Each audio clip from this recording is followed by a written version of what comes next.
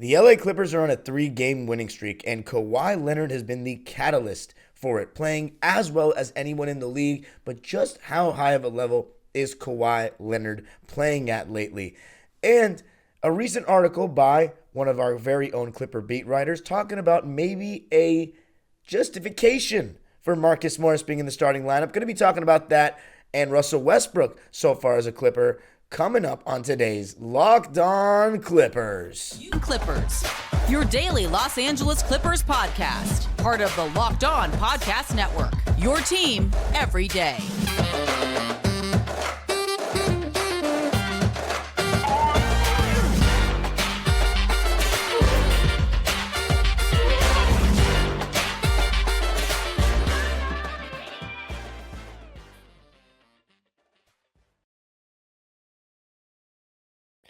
Yes, sir. You are locking in with the Clips. Thank you for making Locked On Clippers the first listen of your day, your team every day. I'm your host, Darian Vaziri, in my 18th season as a Clipper fan. You can also follow me on Twitter and Instagram at DimeDropperPod or subscribe, or should I say and subscribe, to my YouTube channel, Dime Dropper, for more Clipper and LA sports content.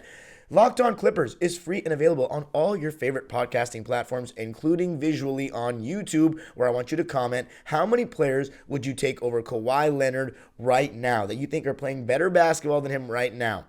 Not the playoffs, who you would rather take in the playoffs, but who do you think is actually playing better than him right now? And in this episode, going to be talking about just how great Kawhi Leonard is playing, giving a little more context to his latest run of play, and going to examine something that one of our good Clipper beat writers, Law Murray of The Athletic, pointed out about Marcus Morris, and talk about if it's a good justification for him starting. And then to end it off, going to close by looking at Russell Westbrook and seeing how he's done. It's been 8 games, lost the first 5, won the last 3. What's worked, what hasn't, how good's he been? Going to be talking about all that, but let's start with Kawhi. And today's episode is brought to you by Prize Picks. Prize Picks is where you make your daily fantasy entries. It's actually my favorite app that we do ads for on this show, and I'm going to be talking about my picks for Monday night. So let's get right into it. Kawhi Leonard. I mean, this guy is playing at such a high level right now. In terms of Clipper history, we haven't had a guy that's this good ever. As far as the LA Clippers history, there's no doubt about it. I mean, if you want to go back to Bob McAdoo, I didn't see him play like that, and haven't seen him play yet like that in my historical research.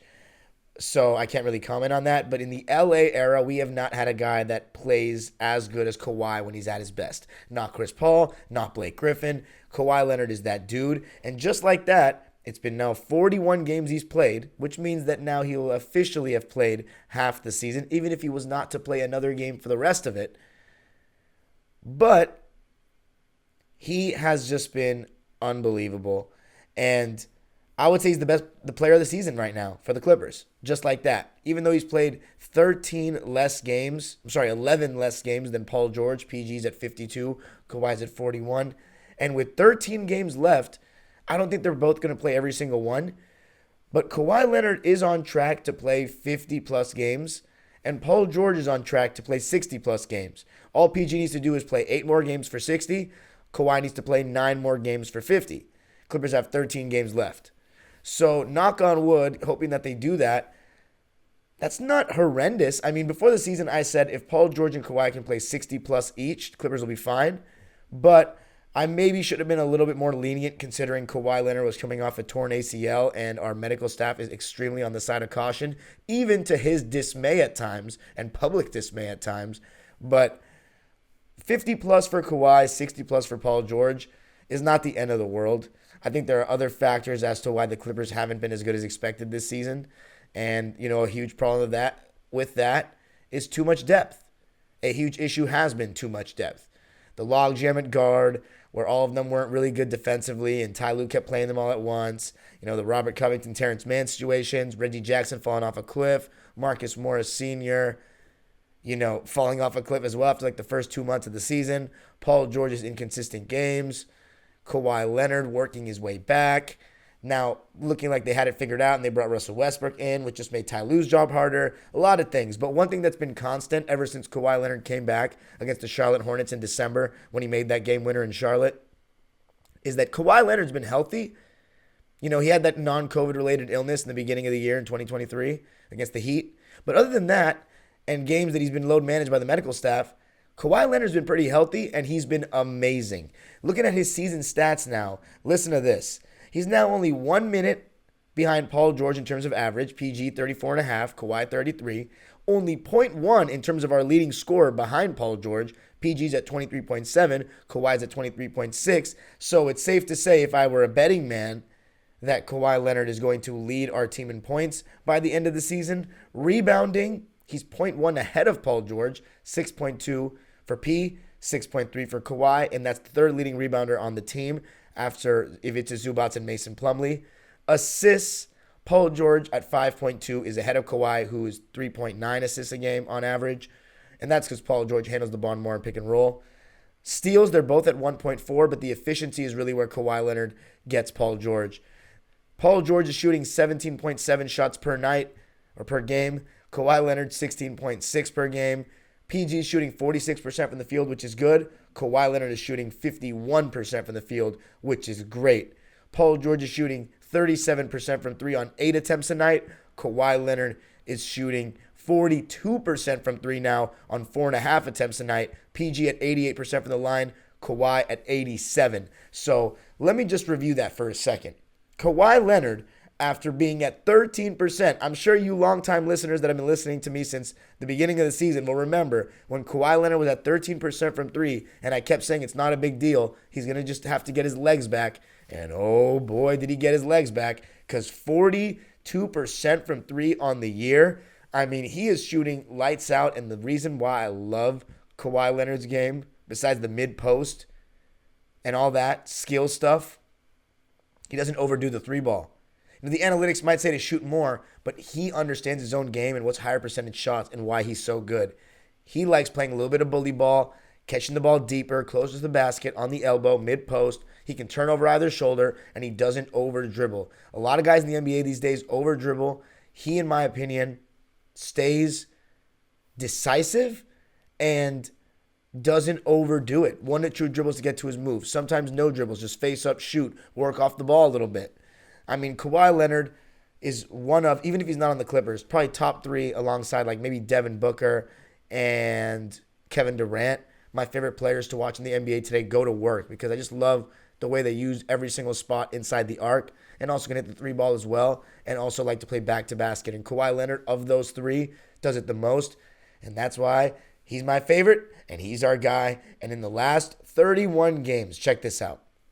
In the last 31 games, Kawhi Leonard's averaging 27 points a night, 7 rebounds a game, 4 assists per game on 53, 47, and 90. That's well over 50, 40, 90. 53% from the field, 47 from 3, and 90 from the line in his last 31 games. So basically, just the first 10 games, you can chop those off. The last 31 games, he has been that guy. The Claw. What a legend. And right now, and that's why I ask, let me know how many people you're taking over him right now. Not coming up towards the playoffs and predicting what he's going to do in the playoffs. Because when he's there, oh, I promise you, the way it's looking right now, Clippers going to have a top 5 player in the league in the playoffs.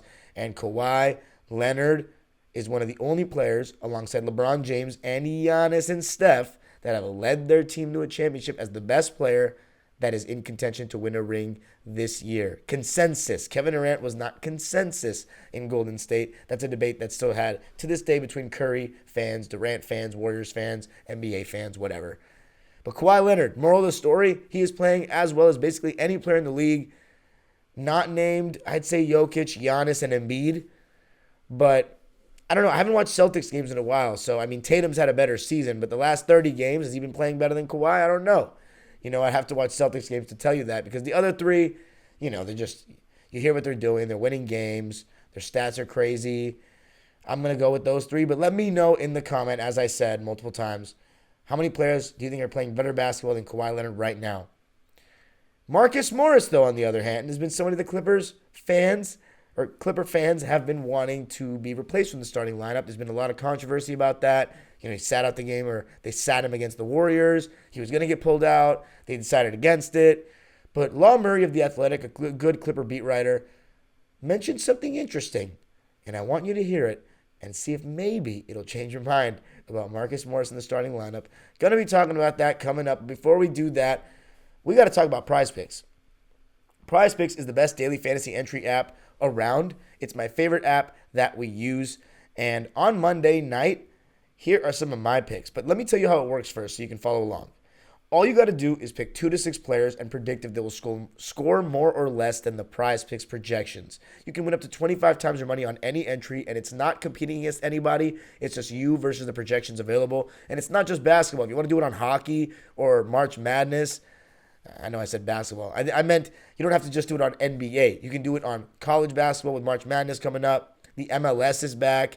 Soccer is just rampant, in terms of like the European leagues right now. And entries can be made in 60 seconds or less. It's that easy. They're safe and fast withdrawals and currently operational in over 30 states and Canada. On Monday, I'm going with the under for Jaren Jackson's points, 19.5, just a little bit more than his average. I got him hitting the under there. Jimmy Butler, I got him with the over because every game counts for the Heat right now. And against the Utah Jazz at home, I don't know why. I just feel like he's going to go for more than 25 points. And then I also got Killian Hayes on the under just because the Pacers, who they're playing, are just going to play harder because they want to make the play-in. So I think Killian Hayes will score like 12 points or less. So those are my picks.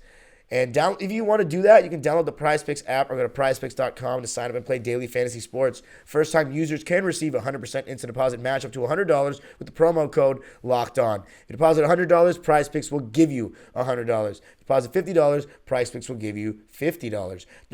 Don't forget to enter the promo code LOCKEDON at sign up for an instant deposit match up to $100. Okay, so let's talk about Marcus Morris Sr. A lot of Clipper fans have been wanting him outside the starting lineup, including me, who just thinks that he's at a point where he doesn't do enough besides, shooting the ball decently, and he hasn't been shooting the ball that great lately. But besides, just offering another guy that can make some mid-range shots, that can score one-on-one at times from the mid-range area, and then hit catch and shoot threes, but doesn't really do much else, I think that there are players in the Clippers that deserve more time. But Ty Lue's personal relationship with Marcus Morris has shown to be very powerful. And I heard, and I'm not the only person that heard, that he wasn't actually injured against the Warriors. They were going to take him out of the starting lineup, and he didn't like that. And Ty Lue decided against it, played him against Memphis. And when he made 2 shots to start that comeback, you knew that he was just going to continue to start. And he's been a little bit better lately. I think he was, as I said in the last episode, I think he was decent against the Knicks. But Law Murray of The Athletic wrote this in a latest article, and he said, during Morris's minutes, the Clippers grabbed 82.6% of defensive rebounds, but only 56.8% with Morris off the floor. So let me just say that. And also Ty Lue did mention that he wants to stick with Marcus, Kawhi, Zoo, and Paul, because they've been starting together since midway through the 2020-2021 season. Despite, take away Kawhi Leonard missing all of last year, those 4 have been starting.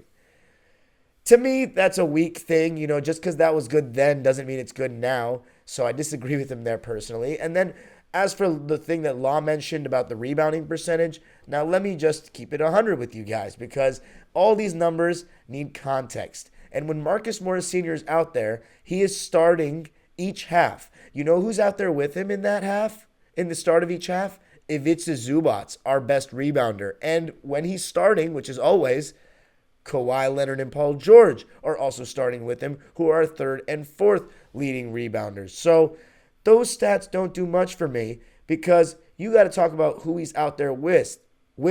The percentage of the team's rebounds gets higher because we have 3 of our top 4 rebounders there. And before Mason Plumlee showed up, it would just be Ivica Zubac, Kawhi Leonard, and Paul George as our 3 leading rebounders. And let me just say this too about rebounding.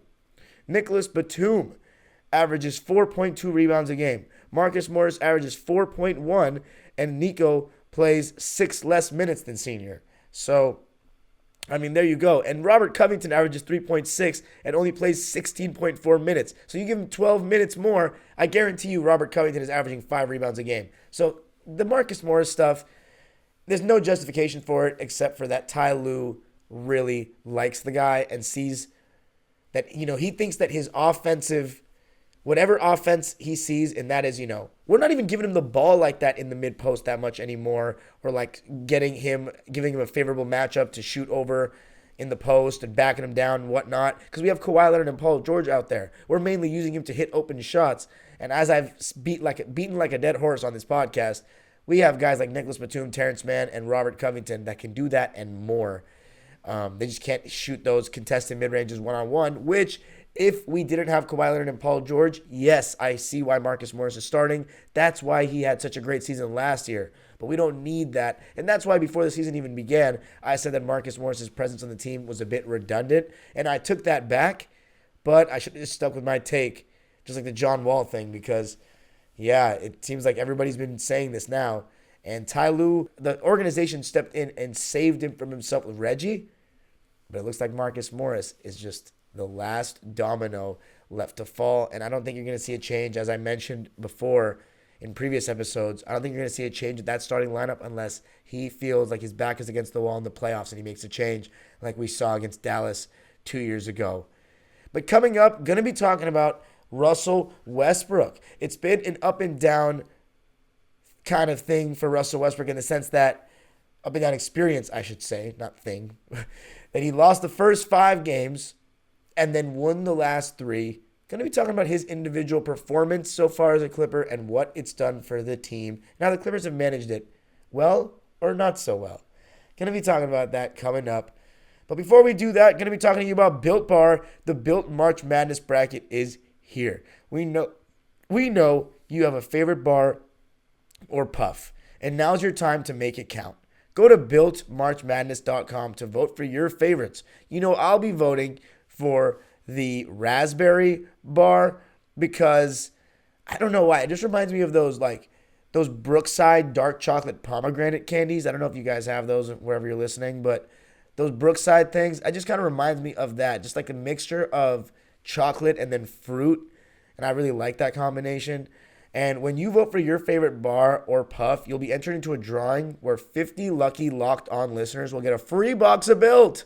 Not only that, but one Locked On fan will win a 12-month subscription to Built to have Built's best bars or puffs delivered monthly straight to your door. That's an amazing deal. You got to try Built.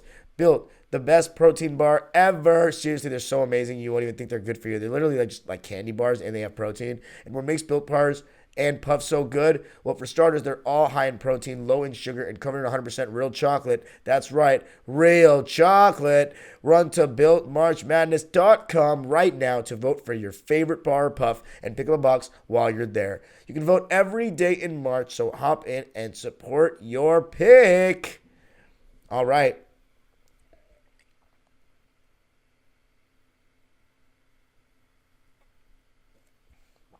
All right. To close it out, let's take a look at Russell Westbrook so far on the Clippers. So here's how I define this. We all know about Russell Westbrook coming into the Clippers. Some people didn't like it. Some people liked it. Paul George and Ty Lue and Kawhi Leonard and the players, ultimately, majority of them wanted it. So that's why Russell Westbrook is here. So going back and talking about the Clippers shouldn't have done it and this and that, my advice, I would save those conversations for the offseason because right now the Clippers team needs support and Russell Westbrook deserves to be supported because at the end of the day, the Clipper front office, the Clipper players knew who Russell Westbrook was. They knew that he wasn't playing the best basketball with the Lakers. They knew that, well, maybe they didn't, that he's not an all-star player anymore. In my opinion, he'll never make the all-star team again. And I would say he's a good role player now. And I think a lot of Westbrook fans are not going to like that. But I don't think he is that version that he was in Washington anymore. It's been 2 years. He's a guy that relied primarily on athleticism. And he still has the passing mechanics. He's still quick and more athletic than a lot of our team, which isn't saying much. But when you can't shoot the ball from out, mid-range or further, it's going to be hard. So as far as Russell Westbrook, I think that you've seen the good things he can do. You've seen the high turnover. You've seen him be bad without the ball and teams doubling off of Paul George, Kawhi, whatnot. But I think Ty Lue is starting to make better decisions managing him.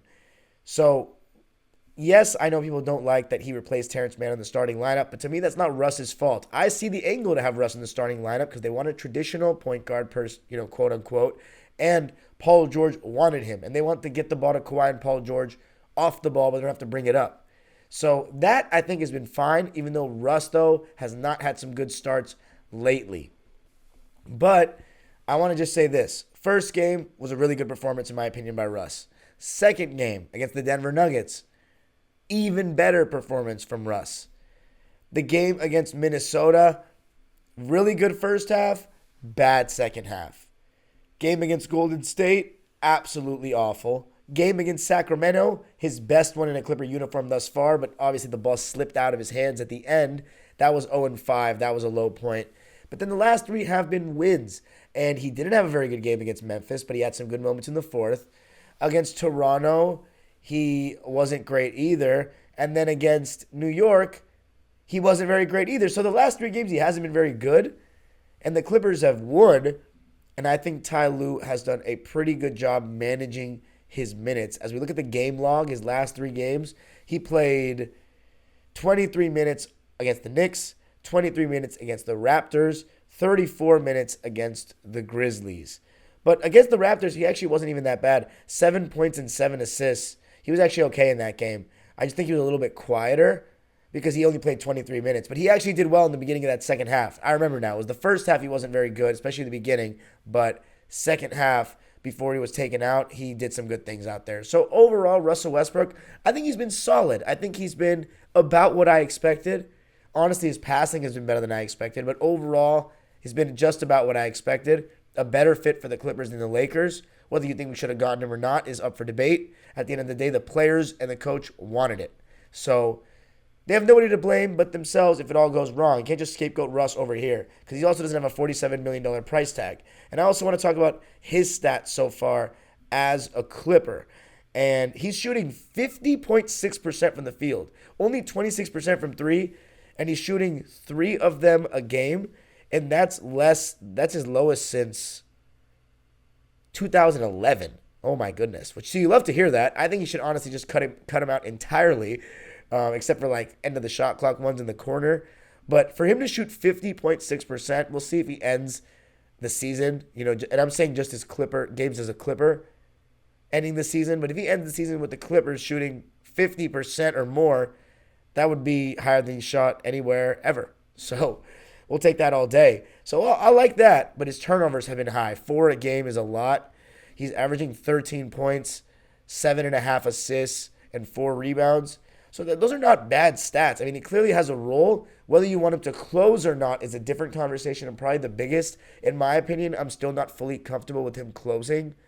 I'd rather have a shooter out there or a guy that plays better defense because Russ's defense has been very inconsistent. More games of bad than good because he doesn't do much getting over screens. Off the ball, he's actually been decent so far for the Clips. But I think it's mostly his effort on the ball that's been poor thus far, unless he's trying to get posted up where he takes pride. But Russ, I think there is a place for him. I think what's tough is just that Terrence Mann's minutes have dropped, and that's disappointing. And it's all about Ty Lue finding that right balance. I mean, Bones Highland has been totally basically out of the equation now that Russ is here, and that's tough. But he wasn't really going to play much in the playoffs anyway. You just like to see his development in the regular season. And he gives the Clippers a different look because he still has burst too and is shifty nifty. But overall, I like Russ so far. I just think it all comes down to how Ty Lue uses him. And I think that his attitude, his smiles, even games that he hasn't played many minutes, he seems happy here. It seems like Ty Lue has really been upfront with him. He knows that he's on a better team overall than he was with the Lakers pre-trade. And he's back with a guy that he loves, Paul George. So I'm happy for Russ, and I want him to continue winning, whether it means he plays well or not. If he keeps winning, it doesn't matter to me because that means that he's winning as well, and the Clippers are winning, which is what I care about more than anything. Thank you for making Locked On Clippers your first listen today. Now make your second listen game-to-game NBA. Every moment, every top performance, every result. Locked On Game-to-Game covers every game from across the NBA with local analysis that only Locked On can deliver. Follow Game-to-Game on Locked On NBA, available on the Odyssey app, YouTube, and wherever you get your podcasts. My name is Darian Vaziri. You can follow me on Twitter and Instagram at DimeDropperPod. And, of course, subscribe to my YouTube channel, Dime Dropper. Make sure to comment on today's pinned question here on Locked On Clippers after you've subscribed and hit the notification bell so you know every time we post. But make sure to comment how many players you think are playing better than Kawhi Leonard right now. It's not a long list. The age-old proverb continues, go Clippers. Probably we'll have another episode before the Warriors game. I'll see you then. Go Clippers.